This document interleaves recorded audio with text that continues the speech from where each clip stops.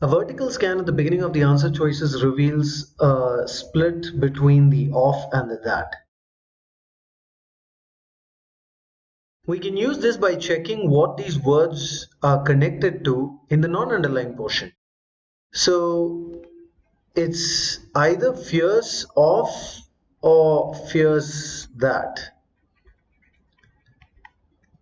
Now, if I say fears of insufficient supplies, what does that actually mean?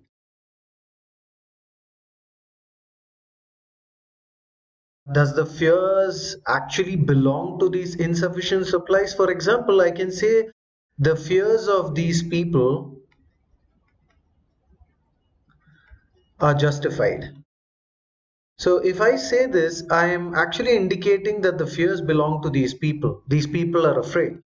So if I say the fears of insufficient supplies, am I trying to say that the insufficient supplies are afraid? Obviously not. So logically, this doesn't make sense. A, B, and C go off. Between D and E, there is actually a very simple elimination point. If we take a look at both, D is actually choosing a lot of extra words to convey the meaning that is conveyed in a very straightforward fashion by answer option E. Because here we have that there would be supplies, and E just puts it across as that supplies would be insufficient to meet. We can also see that here it says insufficient for, whereas E says insufficient to. If I say it is insufficient for meeting, this would be like a gerund construction.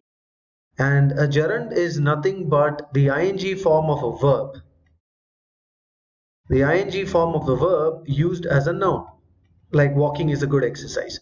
So similarly, this sentence is trying to say the supplies would be insufficient for this action, which is actually not a big problem, but what is commonly noticed on the GMAT is that such verb forms are actually preferred over noun forms because it's more straightforward.